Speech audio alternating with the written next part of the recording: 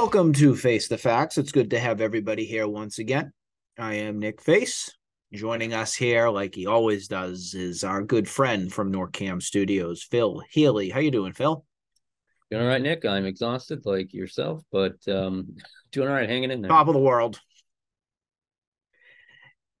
Amazingly, 3 years to the day was when our world basically shut down. So it's nice to kind of be back to a normal-ish kind of way of life with grinding it out and figuring it out from everything. But there's no doubt that the world has changed from these past 3 years. So we've seen a lot of people pass away. We've seen a lot of, what's the word I'm looking for? We've seen a lot of different changes. We've seen a lot of people have to continue to work even harder than they do at certain times, and some new beginnings for some people as well too. So if you're still with us for these past 3 years, tip of the cap to you. I want to start first. I know, Phil, you are not the Bruins guy, but the Bruins deserve number one slot, as they should. That team is incredible with the directions and everything they are heading. They did have a loss, though, against the Edmonton Oilers Thursday evening. I still like the direction that this team is headed. You can't win every single game. I didn't even get upset from the game, from them losing it. It's making sure that you're staying healthy, that you're not doing anything stupid, because you're in the playoffs. This is all about the length. This is all about how far you can go and not bowing out early in this playoff run. This is a special, special team, but they're only so special, Phil, and we've talked about this with the Celtics for many times too. They're only so special until they win that prize. If they don't get to that promised land, they're just another team. So my hope, my desire is that this is a long playoff run team. I don't want to say Stanley Cup or bust, because I don't think that's fair.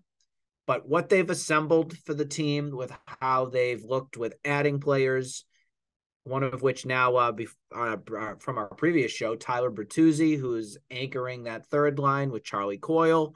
You also have one of my biggest surprise pickups to anchor defense. There's Dmitry Orlov from the Washington Capitals, so he came in to help from there.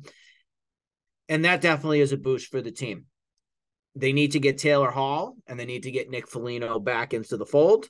Taylor Hall is on long-term injury reserve. The hope is that he is ready to go for playoffs and gets healthy. Nick Foligno is just on injured reserve. So he's a little bit less of a risk than it would be for Taylor Hall.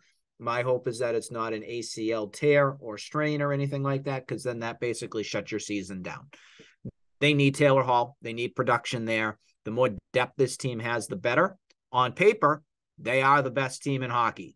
I don't see another team that could compare with them right now outside of a Colorado Avalanche or an Edmonton Oilers kind of team, because they have Connor McDavid and everything on that crew. What have you seen? What have you heard? What's your thoughts, Phil? Well, just in general, being on the outside looking in, like Nick said, I'm not the biggest Bruins or hockey fan in general, but I have been tracking kind of historic race to the finish they're having right here, and I do agree. I've said it before about any team or anything, a great regular season is fantastic. Great regular season is great, but doesn't matter as much if you don't win it all. Correct. And was it their goalie?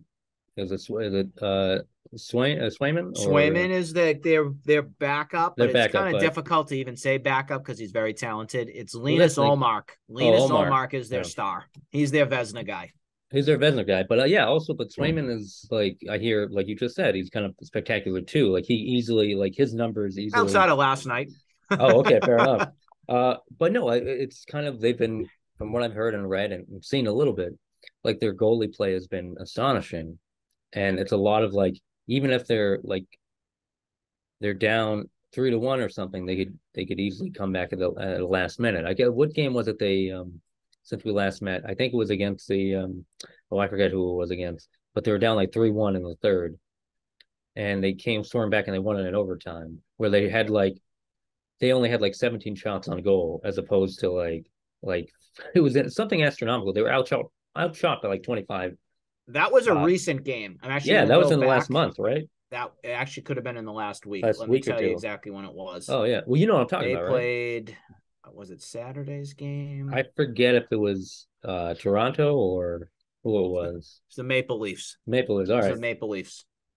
But yeah, and just like that just goes to show you like what how the puck is, kind of rolling or sliding for them. And also it's just what they are as a team and how they can turn it on and not to, Oh, they're a team. That's one of my yeah. favorite things about this team is the depth. They're getting production not just from a Bergeron or a Marchand or a David Pasternak. They're getting production from everybody.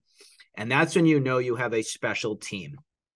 So we want to hope for the best for them to continue their streak and continue their winning ways. The other thing I did want to mention is they locked up David Pasternak. Last we talked with all of us here for an 8-year, $90 million deal, the richest contract in Bruins history. And in my opinion, it is a bargain. Yes, even at that price, and well-deserved. So I'm very happy about that. It gives them stability. It gives them a player to build around. The hope could be that Bergeron and Krejci want to continue to play. If they have Pasta and all the tools and everything there, that is a player that brings in others that want to play on this team. So I'm ecstatic with that. If John Henry's watching this podcast, maybe it will take a page out of your book and actually lock up your homegrown talent that should be on your team. Hey, if it costs that Shots much to do it, I fired. think they would. If it costs that much comparatively to baseball, I think they do it That in a is true, heartbeat. Phil. That is true. But I will, to your point, Bergeron and Krejci, just to say, like, it's amazing that they are what they are right now, and they're at, was it Bergeron at 20 years, Yep. and just kind Yeah, of insane. 2003 was his Yeah, first year as a rookie. and Krejci coming back from like the Yak League Yep. at over Yeah, he overseas. had about enough of that. Well, I mean, but it's like it's insane that they're at that level. But I think this signing with Pasternak makes it more apparent. Like, hey, this is the guy It's of a the good feel future. good story. It's a good feel Well, good it's story good from it. feel good, but also like you said, he's a cornerstone, and like Yes, he is. Bergeron and Krejci are not going to be here longer than a year or two. I'd Yeah, imagine, if not. I would actually agree with you on that. I think that every year you get with them is a bonus, particularly this year and everything too. I Yeah, do think if they do win the cup, I think they will go out on top. I mean, I would if that were me, I'd I go out was on going to top. ask that. I was going to ask that, and yeah, I So agree with you there. that definitely is something that you need to consider. And if they do happen to go out and win on top, I feel like you have the right pieces to install to get the next group going, which would be with Pasta, and that could be with Charlie Coyle, who's still here. They have a couple other guys that they just traded for. Bertuzzi's very talented. The sky's the limit right now. So that's the hope. The Bruins also are going to be on a very tough schedule where they're playing back-to-backs. It doesn't usually happen that often in hockey, but for the next 4 or 5 weeks here, they're going to be playing Saturday, Sunday matinee games. So for this upcoming weekend, you have on Saturday, that is against the Minnesota Wild. Sunday, you will be playing against the Detroit Red Wings. Those should be pretty winnable games. No game is ever a guarantee, but those should be pretty good games for the Bruins to bounce back from that loss from the other night. Then next week you go out kind of into the Midwesty kind of area or central zone area with the Chicago Blackhawks on Tuesday night. Thursday night you get the Winnipeg Jets. And then you go again Saturday, Sunday. Your Saturday game will be against the Minnesota Wild again. I'm going to just double check. I'm sorry. The Minnesota Wild the following weekend. We play back-to-back the Red Wings, so it's a home and away split. And then on the 19th, you play the Buffalo Sabres. They're all like 1 o'clock or 2 o'clock games in the afternoon. I have no time to sit down in an afternoon and watch that, so I'll record it and then watch it later at night. I hate the way that they do those 1 o'clock, kind of like with football. Those 1 o'clock Sunday games, I'm sorry. I'm too busy. I don't have time to do that. I'll watch it later. So that's the outlook where the team's heading. I I want to actually kind stay of in like the. those games sometimes, but You I hear like you. them? Well, sometimes, but I'm with you. I Depends on understand. whatever your schedule is from everything. Yeah, yeah. I do want to stay at the Garden. I do want to talk about the Celtics, and I think you know what tune I'm singing right now in the Boston Celtics. It's not a pleasant tune right now. Not doomsday, but I'm not feeling great about the team. I'm not, Phil. Well, Convince no, me otherwise. well, listen, they got to give you something more. And I'll be honest, like this was a crazy stretch they had, where also like not everyone played at certain points, and I understand they gave some time off to people and they had some back to backs. But yeah, they had opportunities to win 4 or 5 games that they just blew. Either whether they had a crazy lead at one point during the game, which hey, the NBA it's a game of runs, as they say, and they don't necessarily uh, say that in particularly because of the diarrhea aspect of it, but Mm-hmm. it's more or less anything can change at a drop of a hat. Like, but the Celtics had many games in hand. I mean, one of the more crazier finishes was the Cleveland game this past week, where Grant Williams has to, and he's a guy who I do love, but he's been on the slide for a little bit. They have to redeem themselves a bit, but he could have just one free throw he could have hit with little to no time left, and they would have won that game and would have escaped that place. But also not that against the Knicks, they had a chance and they kind of blew it. And they just seem, I don't know if you're familiar. I imagine you would be familiar with the movie Major League or Major League Oh, Two. sure. One of Oh, my sure. favorite parts of Major League Two. And I don't know if NORCAM Jason is listening because I think he's a Major League movie fan. Major League. Well, yeah. Well, the Yep. sequel, one of my favorite things is the where he talks to Corbin Bernstein about his Olay BS when he Mm-hmm. lets a ground ball go by. The Celtics have that in tow or in spades regarding letting a player just pretty much hit a layup. It happens a lot, and I understand the strategy when you're up X amount, and when there's not enough time to do it. And when they beat Cleveland back on a couple weeks ago when they're at home, I Mm-hmm. understood it. They're up by like 13 or 17 with like 2 minutes left. But there are times when there's just the defense doesn't seem to be there. And that is and should be concerning for you. Do I think they'll lock it down? I think they're playing more meaningful games as of late against pretty real opponents. And I do think the New York Knicks are real opponents. I think Cleveland is a real opponent. But I think we have more of a handle now on Cleveland. And I think we actually have more of a handle on New York as well. But I think New York is a good team. And I think all these teams, Milwaukee's a good team. And I think last time we talked, I don't know, I think we talked about, I think it was right after their overtime loss, with pretty much all their bench players playing, like one of their starters. I forget exactly which starter played. Actually, I don't think any of the starters played. Maybe it was Jaylen Brown briefly, but um, listen, you have a right to feel concerned until they right the ship of putting on some more wins because they're 2.5 behind Milwaukee right now. Mm-hmm. Milwaukee has a more difficult schedule coming up. I think they have like maybe 15 or 14 games left, maybe a little less. I count it right here, and the Celtics have a much easier schedule. And their road trip now, or their next game tonight, Friday night, March 10th, is in Atlanta, and that's not it's not a walk in the park per se. Atlanta hasn't been as cogent as they had in the previous year or two, Yep. but it's still Trae Young in a decent backcourt, and you have some decent lengthy power forwards there. But you have like Atlanta, you have Houston, Minnesota, you have the dregs of the league, Utah, and you have a good game against Sacramento, and Indiana's fine. But San Antonio and Washington, you have a lot of the only real like of the remaining games you have, the only real like heartfelt games you're probably going to have to play are against Sacramento, Milwaukee, Philadelphia, and possibly one of the 2 Toronto games. So you're talking maybe 4 or 5 games down the line out of 1, 2, 3, 4, 5, 6, 7, 8, 9, 10, 11, 12, 13, 14, 15 games that you need to play, which I think they can win all of them. I still think the Celtics are the best team in the league, and it's their championship to win. I still believe that, Mm-hmm. but they need to do it. They need to. I think part of what they need to do is clamp down more on defense, and I've seen that happen this year. I've seen that happen in games, Yep. and I've seen them get close to closing out these games, but they just haven't done it. I also think I think we talked last time about Joe Mazzulla possibly not being up for the task, and he's admittedly made mistakes in this last run, like after the All-Star break, of not making, or even before with the Milwaukee not taking a timeout during one of those last possessions. But our closers are unsure. We're unsure of who our closer is. Is it Jason Tatum? Is it Jaylen Brown? Should Is it be. anyone else? But I will say this: we've had good closing out plays from Al Horford or from Jason Brown, dishing out to Al Horford for a three. That New York Knicks game that should have ended on that Al Horford three. That should have ended on that. But they couldn't come back the other end and finish it out defensively. No. But is that the NBA though? That's also another thing. But also, you need to make you need to make a handful of key stops, and sometimes I feel like they can't necessarily do it. And Rob Williams is hurt again, and he'll be back I think in a couple of days. But who knows to the extent of what he's feeling.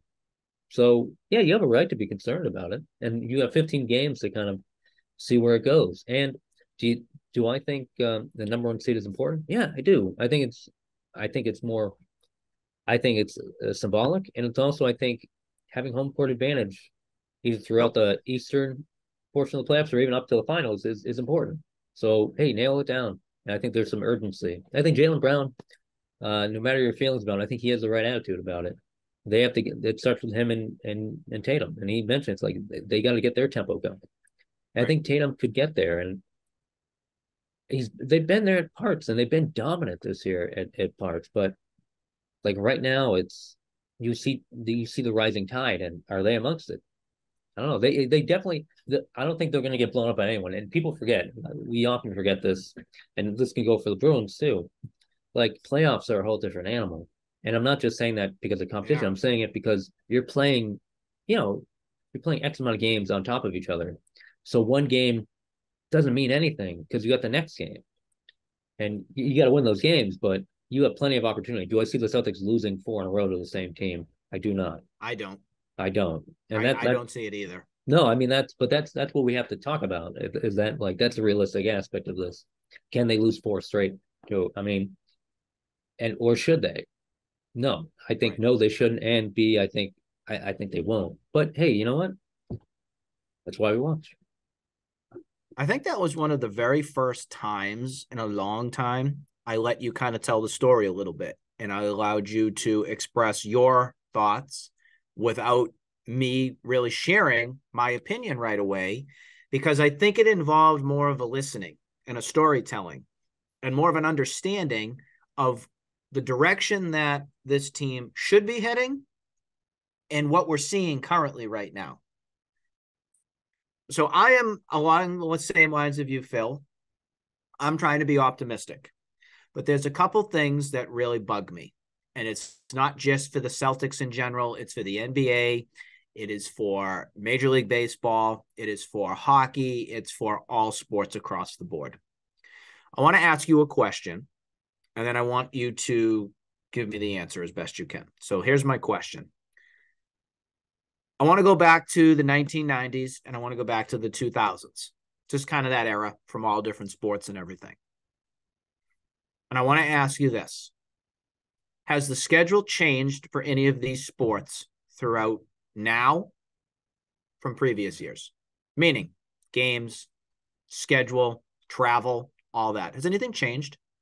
Well, I don't want to head you off at the pass, as they say, because I think I know where you're going with this, Mm-hmm. and I'm sure we'll have a good conversation. But as far as scheduling, honestly, I think scheduling has shifted a little bit, but on the whole, Yeah, on the whole, meaning I like the don't. whole Yeah, broad yeah. thing. I don't Yep, know. I mean, you've had instances where like you've had strikes and other things, and you've had to compromise scheduling. But on the sure. whole, I don't think so. And all right now Have yeah. the athletes that are involved in these games, have they changed?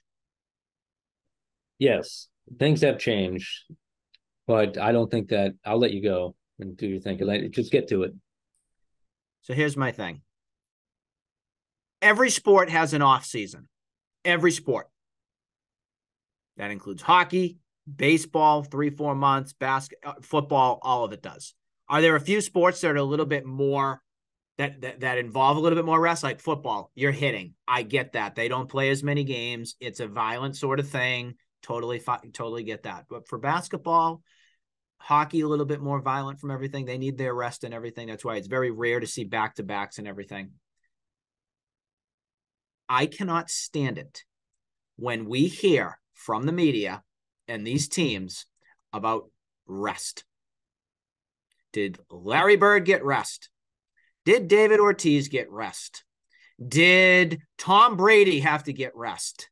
Let's pick another sport, Wayne Gretzky have to sit down a game because, oh, his poor legs. Oh, he's so tired. My leg, my muscle, my baby toe.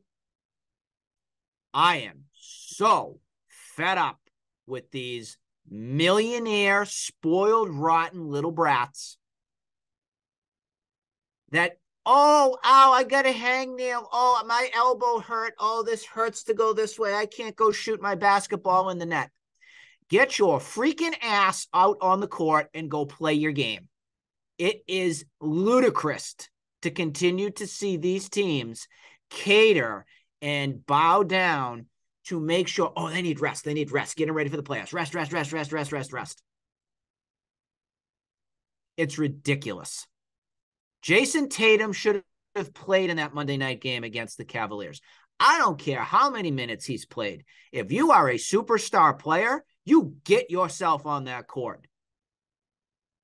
Excruciating circumstances, I will absolutely settle for that. Death in family, have something going on, married or wedding or ceremony of some sorts.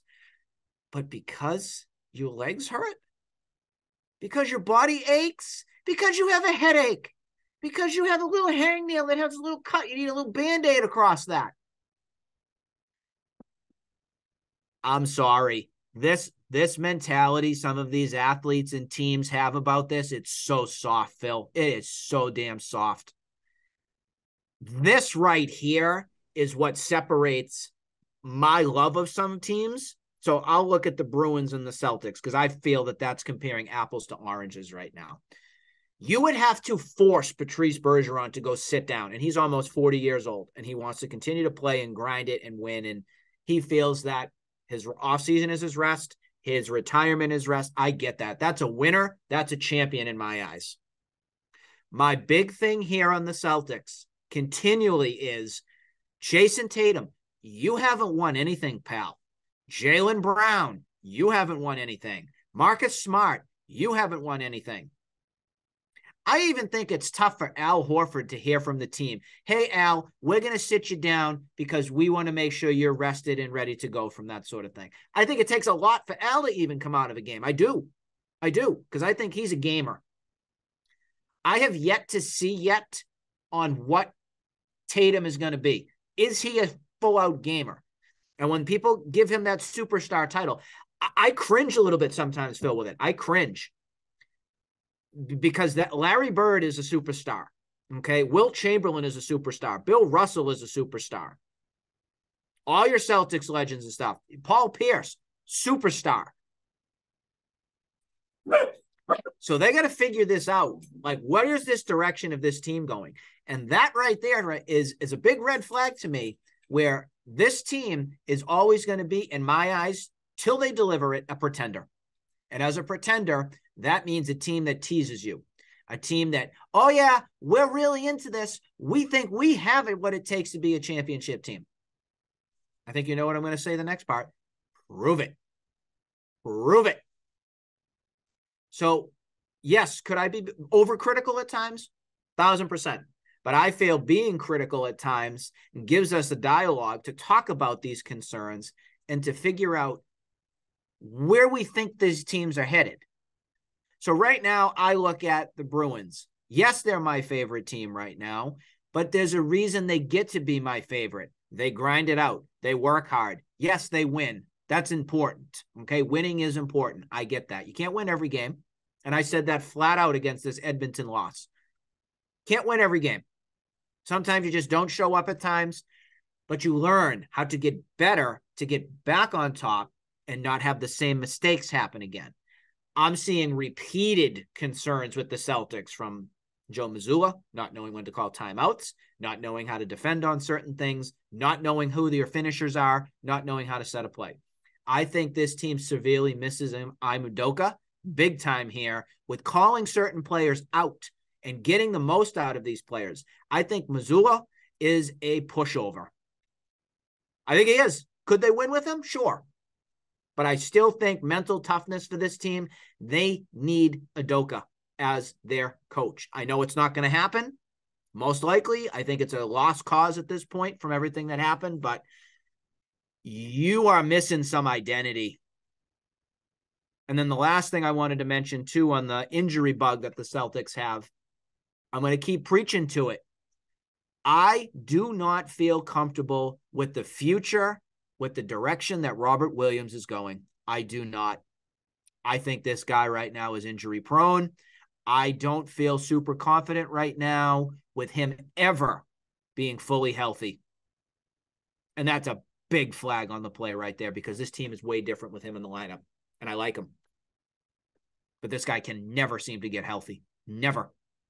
And that really concerns me, because this team could have what it takes to get to that top. Again, could. You got to prove it. You have certain pieces that are there. They're missing some, and they're not getting a lot of production from some of their guys that should. Grant Williams and all. So that's where I'm at right now with things. That's where I'm at. I want to be wrong. Believe me, I want to be wrong. But I'm seeing too much evidence in front of me to not have this opinion that I do right now. Yeah, you brought up a lot of things. You kind of a lot on my chest. Listen, as far as I will get out of the way right now, Jason Tatum has one of the most minutes in the NBA. Minutes played. I don't disagree. Listen, yeah, should he have been in the game against Cleveland, like that Monday night or whenever it was Monday they played? Night, yep. Yeah, I could have. Listen, they didn't lose that game because Jason Tatum was. Sure, you could say they lost the game because Jason Tatum wasn't there, or just 100%. They had. But also, they had a 12-point lead with 8 minutes left in the fourth, and you might say today, yeah, and you can say in today's modern NBA that that's not as big as it was, and yeah, you're right. But listen, the problem, and I expressed my concern with the C's, but I'll just address yours. And that you're talking about a thing with all sports, I guess you could say right now, but NBA is particularly honed in on it, load management. And yep. one guy you could, I don't have a problem with giving someone a day off. They do it in baseball, but baseball plays like every day. But you could argue that they're not as physically demanding. They're not. And to your point of hockey being more physically demanding, yeah. And Patrice Bergeron is a great example as a guy who you call a gamer.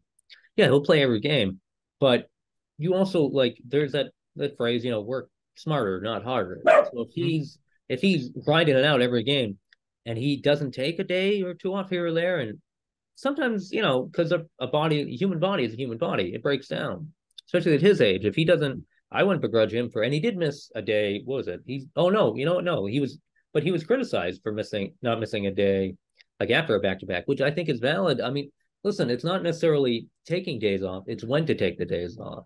When to be smart with it, right? Well, yeah, and I also think abusing that notion of it, because I think. And Popovich was criticized for this back when Ginobili, Tim Duncan, and Parker were in kind of their autumn years of their career, the last bit of their years. And I think it wasn't the best thing. Like, listen, a team is going to run their team how they're going to run their team. If the NBA wants to get involved with it, they'll get involved with it, because also it's a product, and people, rightfully so, will get upset because they don't see their favorite player out there. And the older people, the game expands and careers expand because the players are playing further into, their 30s and late 20s, depending on what sport you're talking about, because advancements in nutrition and what we know about, sports science, and just how they're better taken care of, and they know how to take care of their body. And I get it, and I understand it. And I don't even say this about Larry Bird, because yeah, he was a gamer, but he also messed up himself. He was an idiot, and no one, if he did that in his, not just too tough. He did a stupid thing where he did a couple of stupid things. One of the stupidest thing he did, because he was such a cheap bastard.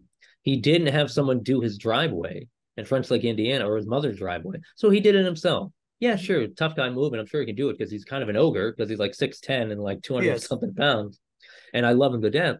But he messed up his back, and you know what? When you do that, what are you saying to your teammates, and what are you saying to your organization when you do something like that? Like, oh, it's selfish. It could be a selfish move, a little bit, and it's just like, yeah, that ruined his career, and that was in, what was that, 86 or 87, and he still had some years left. Think about that. Like that 86 team, they could have won, and his back was done. He was pretty much done after that. Yeah. It could be 87 that happened. I don't know. I don't know the exact date, but I know he was out. Like, that really ruined him. And he actually, weirdly enough, just a sidebar with that, he actually messed up his shooting hand right before he was drafted. So he said he never felt the same again. So imagine like Bird with a better shooting hand. Could have in that prolonged his context career instead of bowing out at 93. or something. Which he looked like. I feel I'm 40, and he was like early to like was he like 33 or something? I forget how old he was, or maybe like 35 or something. But he no, I think he was younger. But he looked far older when he retired. But maybe that's also my young mind. But listen, load management. I don't think on the surface. I think you're right. I don't think sometimes it's just too much. Um, like people take too much time off, but also you get into the talk about like whether are they prolonging their career truly, or they might be prolonging it, but are they enhancing it? And maybe by prolonging it, you're not making it as dynamic because it's not necessarily that you're like a spark that kind of goes quickly, but rather kind of a low burning flame.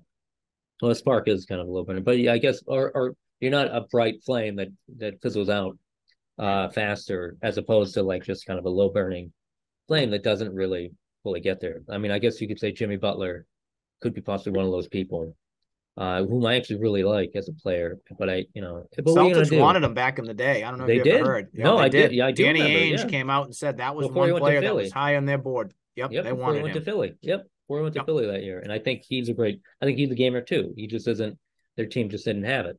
But yep. it also like talent. That's the whole thing. Listen. I don't. Yeah, I'm with you in certain levels of that, but I also don't think. I don't think they're being. I think there's some games you've been like. I think the game before the Milwaukee game, I think Tatum should have played. Yep. And if Brown was available, yeah. I Yep. think that's a whole. I think they do cater to their players, so it's a players' league. Well, it depends how you if you like that. Me, It is a players' league. I'm up and down with it. I Yeah, don't like it as it is right now. That's one of the things that pushes me kind of a little bit more afar when it yeah. comes to following the NBA, just because I know the system, whether it's the refs. I mean, that's a whole nother conversation that we can have Oh, sure. another given It's a point. whole nother episode. Yeah, That was has been ridiculous again this season, but there's too many things in the NBA that give me way too many like red flags between officiating, players, taking knees, doing all this kind of stuff. I just want it transparent across the board. But that's hard to come by sometimes in all of our different leagues that we follow from stuff. So I and do they're want to also. move. Oh, Oh I was yeah, going to say, sorry. I'd love to talk more about this. I Yeah, just yeah, want to yeah. make sure we cover a couple other things Oh, too sure. for I just want to say, baseball. like Oh, you go ahead. said, it's all different. It's all It is weird. all different. That's But how. I think in general, I think it's something that we always need to talk about because as a fan, I want to see these players. That's the other thing. Like if I get a ticket and I'm spending $200 to go and play, and I go and see the backup scrubs that are playing, I'm probably going to get upset. And I know a lot of people were upset in that Milwaukee Bucks game going back to you. They wanted to see the superstars and everything that out there, and they didn't. They saw the main bear claws, whatever the Celtics are from their D League or whatever it is. I want to go football quick because there's been some rumblings about a lot of things going on behind the scenes. And one of which there was a story that came out about the Patriots. I'm pretty sure you probably heard about it, about the NFLPA polling some of the players across the league and ranking how the team facilities are, how your treatment of families is, your accommodations, your just team in general from everything. And I don't think we'd have this conversation if this had Brady and Edelman and Gronk and all those players still apart here on the Patriots, but it deserves conversation because the Patriots are near dead last in the league on all these different things that tell me there are issues that are going on post Brady that deserve a lot of talk about because I still, at this current moment, have absolutely no idea the future and the direction that the New England Patriots are headed at this current moment, 2023, March. The band-aid that was Tom Brady has been ripped off. And I think Bill Belichick is one you throw it out there. It's just like you have to say it before you say anything bad. And for good reason. I think he's deserved it, but he's one of the best coaches the league has ever seen. But that's the combo of him and Brady that made it work. Yes, it is. Because if it was just Brady, then he would win it every year. You know what I mean? And it didn't happen that way. And listen, I think and I think the system, the Patriots way, which we both lauded and also yelled at because it kind of can be absurd at times. And this is on the other side of the argument of what we're talking about with the NBA, where it being a players' league. And in some cases where if you winning cures all and heals all too, Sure does. let that be said. So if you have subpar management and facilities, all these other warts are Winning more takes care of apparent. that. Yeah, and but I agree. if you're losing, all these other warts become more They apparent and stick more, out yeah, like a yep, thorn in your side. yeah, and yeah, I think. Listen, I think these last 3 years have shown us that whether you felt there was a true plan or not, they haven't handled it well. And does that mean that? Yeah, it might mean that Belichick needs to go in the next year. And I think he's on. I think he's on the hook. I think he's on the hook if they don't make a concerted effort or make considerable progress this year. If they don't really progress at all from what they were last year, and it's going to be tough because I think you've heard my take on this whole matter. When I think we've had a show in our past where we talked about direction that the team headed from 3 years past. And that was, did the Patriots screw up? Should they have kept Brady? And should they have said, thank you, Bill, we're going in a different direction? Well, looking at what the whole scenario and everything played out here, you could say that.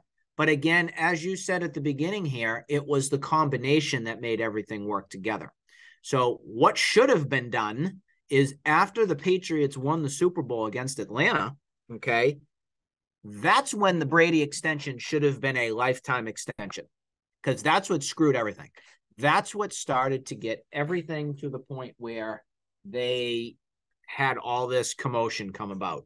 Brady was getting angry with his trainers not being involved.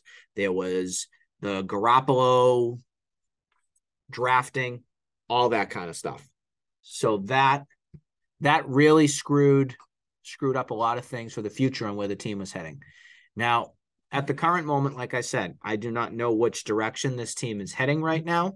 I will tell you with 100% confidence, maybe not that confident, but I do not think Mac Jones is the future of this team. So I still think that they are looking for the right move, looking for the right thing to do. And I will tell you for a proven fact that the only reason Mac Jones is still your quarterback right now for the New England Patriots is because he still is on his rookie deal. It only costs them $4 million. They could go and sign Jimmy Garoppolo right now, reunite him and put him back in the system. But you're going to do that for $30 million? Absolutely not. Absolutely not. So they're going to ride the wave here. They're going to ride it out. They're going to try and figure out what they're going to do here. And if this is it for Mac, then you're done. Then you're done. So this is a not up or shut up time for him for 2023 when it starts. And where they go from there, if it crash and burns, it'll look awful, awful, awful, awful bad. I think you nailed it. I think it's not just for him, but I think for everybody in this organization, for this Belichick, the tail end of Belichick's coaching dynasty. I think this is, if they don't do anything this year, I think this might be it here. Yep. And I listen, and also let's not forget, and I was reminded this week, and because the media is a 15-second cycle, it seems sometimes. Bailey Zappi is still your backup. Yep. And he's an interesting guy. I like the dynamic of him being there and pushing Mac Jones. And who knows? Maybe Bill goes full zapped. He gets and now zapped. they got Bill Let's O'Brien that's back in the fold for coordinator. Yeah. So that hopefully and makes a change and makes this team better for next season. Official defensive coordinator Gerard Mayo, which I think, that's a good. The coaching side of things, they've definitely showed that they're ready to make the changes, and we don't have to deal with Matt Patricia again next season. Mm-hmm. So that ship has sailed. That ship is out of here. It's all about positivity and moving forward with what this team is going to look like. The last thing I want to mention here is just with baseball. Baseball has a lot of rule changes for this upcoming season. And I think you know where I'm heading on this one probably, Phil, because we play mind games with one another. I'm a traditionalist. I like things the way they are. I don't like change to make change. I think this pitch clock thing is ridiculous. I think it's not fair for the batters and the pitchers at 15 seconds. I am not saying that it should be eliminated, but I am saying this is becoming way too rushed. They're human beings. They need to get their set. They need to make sure they're set in the box. I mean, I learned from my baseball coach. If you're not mentally ready to get into that box, you step out, you breathe, you get yourself set so you're ready to rock and roll. That's the beauty of baseball. That's how baseball's been played for generations. Stop changing things just to make a change. It's not going to make your fan base watch your game and your product more. Your problem is that your stars that are in this game are not marketable, some of them. Okay? The way baseball has gone is, in my eyes, they don't really have that stud player back from like how the 90s and the 2000s were. Not to say that I'm for the steroid era, but when baseball crashed in 94, the home run chase with McGuire and Sosa and Griffey and all those players, A-Rod even included, that made baseball exciting again, seeing that ball exit the park. So something's got to change here, and your damn pitch clock's not going to be the one to do it. The other change is there's no more shift. And then the other change, you have a more enlarged base that is coming about as well, too. So there are some players taking this change well. There are others that are struggling mightily to make this happen. So just before we wrap up, any takeaways from all these changes from baseball? Yeah, I will disagree heartily that I'm not a traditionalist per se. I understand the root of it and I respect aspects of it, but I watch baseball my whole life, but now I can't really, because you're asking me for like 3 to 4 hours to watch It something is tonight, true. and that's kind of the thing. And it isn't the same as it was in the 90s and early 2000s It and is even not. mid 2000s, and that's the reason because there's so much the metrics that they use to measure and to coach the game have changed so drastically. And it's not like, I don't think part of that is bad, but I also think it's taken to such a crazy ideological shift that like people like they take their damn time. It's like, it's not that there are no superstar. It's like no one wants to stay up like to what. And like, this is the thing too. I think that across all sports, games start so much later. I think you and I talked about this. I forget which game it was, but it's just like even a basketball game starting like 8 p.m. on a weeknight. It's horrible. Like, We got how the are World kids supposed to Baseball watch? Classic going on right now, too. Yeah, And that's not starting for like if you're rooting for Team USA, yeah. they're on the West Coast and stuff like that. So some of these games aren't starting until 11 o'clock at night. Like, Oh, weird. it's time for bed. I Like, was gonna say, I yeah, I can't was do gonna say that. if it's somewhere else, like if it's in like Europe or something, like, oh, I understand the time Yeah, difference, but no, if it's but in this West is in Coast, like, yeah, it's, just started at 6 on their end, or yeah. 7 or like, or And then 5, or the do a players, 5 o'clock. then they complain out in the West Coast because it starts Yeah, too early. They're at work. yeah. There's never a good time. No, There you're never is. You just got to kind of adapt I with it and go with but it. I think if you're an East Coast team, you shouldn't like 7:30 should be the latest to start a game, Yep. especially during like a weekday. Yep. Like I know everyone's schedule is different, but I mean, but that's no. But hey, listen, but I'm with you. I don't know why they changed the shift. Is that because like they want more It makes base you want to have like hitting? David Ortiz come back into the game. Like now Yeah. there's no shift. Oh How many yeah. more hits would Ortiz have gotten, or Yeah. somebody else that was Or who's in Sammy another Sosa Sam? or All Tony these shifts Gwynn, and stuff going on.